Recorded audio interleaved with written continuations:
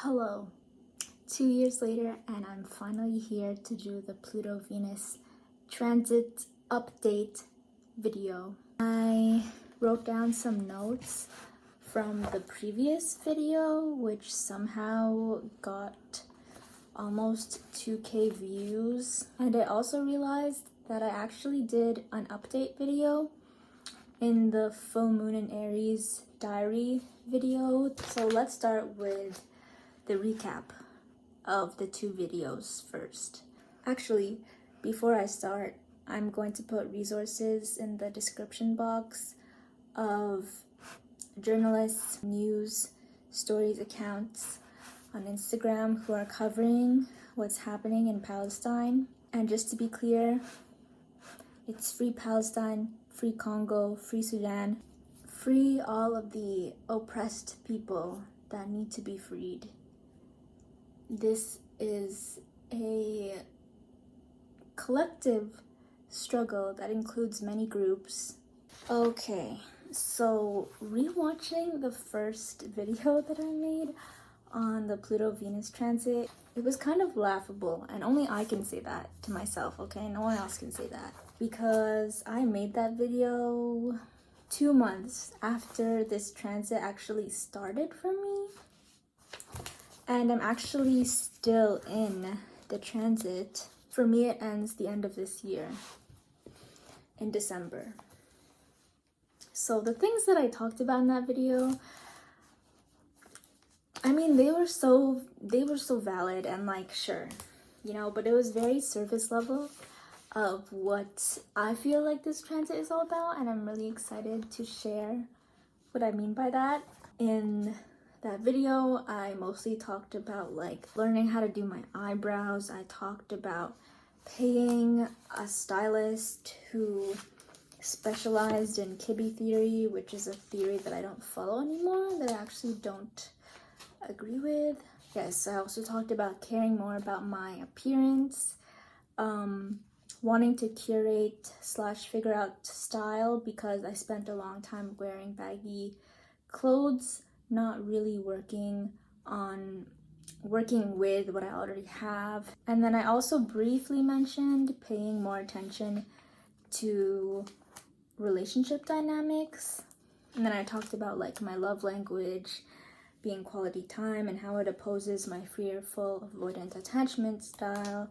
Also seeing the beauty in myself, stuff that I did to my hair to make it like more healthy, and also quoting Amber from the Quietest Revolution. I think it might have been the Aries reading, but she said how I got used to living without validation that I wanted for so long, that nothing really matters except for how I feel about myself. And then I also mentioned my Venus placement. I used the whole sign placement when I made this video, but I'm kind of working more with Placidus now, and I am finding more that my Venus does really more to it being in the 11th house, which is what it would be in if I used the Placidus system, but it still does rule my 7th and 2nd house. In the second video, I talk about how I asked myself during this full moon in Aries, what is it about me that I'm doing? And I was talking about how that Libra season, I realized that it's not just me, it's other people and vice versa. We take part in the relationships around us. It's not just a one-sided thing. And also I asked what ways are we bypassing accountability to make ourselves feel better? Because sometimes it just hurts too much. And I also talk about how I'm tired of blaming myself and feeling alienated. I'm talking a little bit about having an unaspected Mercury and how I shame myself and internalize that I'm not being heard. If you're gonna watch that video, I would recommend watching it in 2x speed because I was talking very slowly and I was kind of just like doing a stream of consciousness thing. And then I talk about how I'm gonna integrate all of this knowledge. Listening back to it, it was a lot of like insight that I got in a short amount of time. And finally, I was saying how I understand Mercury more and that I was becoming to be more self-conscious of my words and the way that they can be so powerful, transforming the way that I speak to others, express myself, and speak to myself. Those are the recaps of those videos. In the other video, someone wanted me to talk about love relationships, and someone also just wanted a general update. Like I said, this video that I made previously 2 years ago was the beginning of the transit. So even if I had insight then, the past 2 years has been, trial and error. I find that I have a deeper understanding of love and my needs. I'm learning a lot about myself through the red flags of others, questioning like, how am I like them? If you really don't like something about someone, there's probably something within you that you need to mull over. I'm talking about when someone or like the things that they do make you just really angry to the point where it hinders you. Lately, I've also had critical issues of low self-worth coming up in my relationships. My friends, especially the past few months, have been literally calling me out about like how I just don't seem to see like how powerful I am, and like I'm much more than like I may present myself as, which I really appreciate because I've never really had friends like that before. And it's not just friends, it's also authority figures, older people. This also goes back to having Saturn in my first house. I talked about dispositor in my second video, the full moon in Aries video. Also, another thing with relationships. Keyword is limerence. It's a lot easier for me to forgive and forget in terms of like myself and being in the state of limerence. I also wrote that seeing myself in everyone doesn't mean you have no boundaries. I think that exploring my gender and sexuality has really been the more prominent transformative part of this Pluto transit. There are other transits that I'm going through that reflect the work that is happening right now. I think that it's helped me focus on what really matters, and what really matters to me is freedom.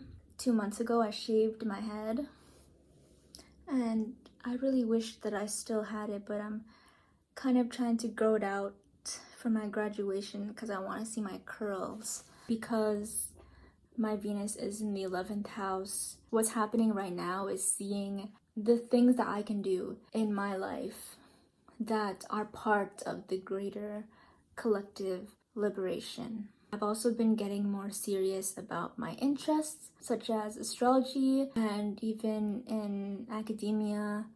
I got on the dean's list last term. I didn't even think it was possible for me. My GPA was 3.87 for that term, and I also got to present my research at school. That was super cool. I also wrote down that I've allowed myself to be self-obsessed because I am young. I don't need to be like in my head all the time, especially because I'm not even at my Saturn return yet. We're getting there.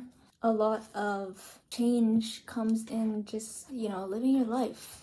A lot of healing comes in just like letting things happen and seeing how things play out. Because the 11th house is also technically social media, I've also been understanding, and this coincides with what I studied at school, how privacy is a commodity. So I feel like I've been guarding my happiness from social media more and trying to be more intentional online, both because I don't want to give all my data away, and also because, why? I have the same 5-6 people in my circle, and most of those people are friends of proximity, which is fine. I see friends like butterflies now. Before, I used to be so should I say possessive? I just wanted to hold on tightly to what was good. But maybe perhaps that mindset didn't allow me the freedom to think that people are allowed to change. Because if I'm allowed to change, that means my friends are allowed to change.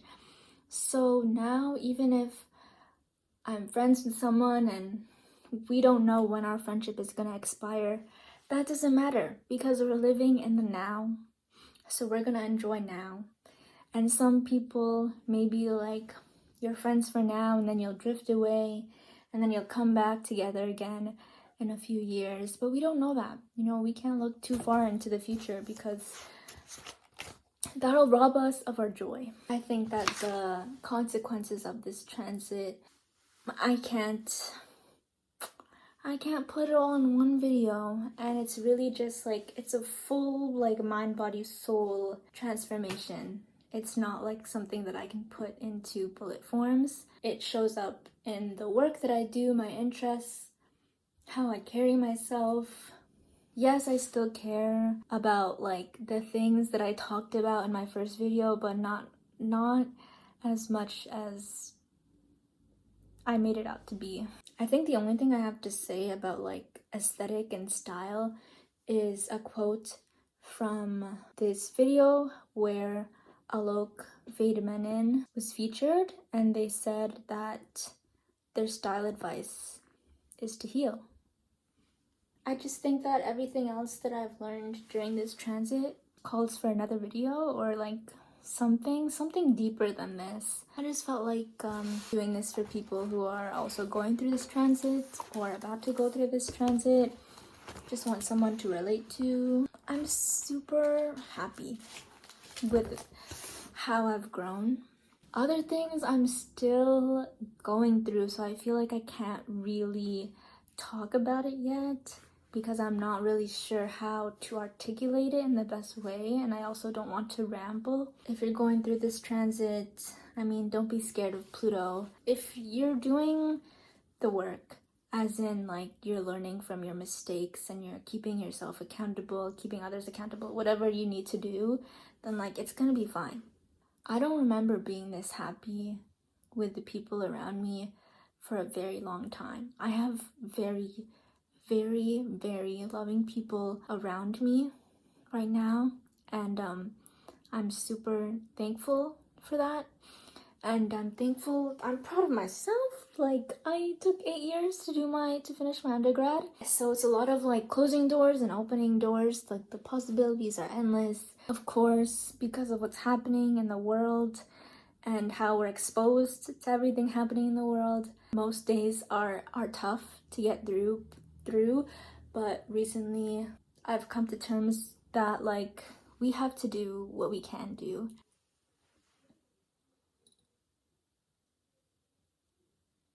Should we end the video there? Thank you for watching, and take care.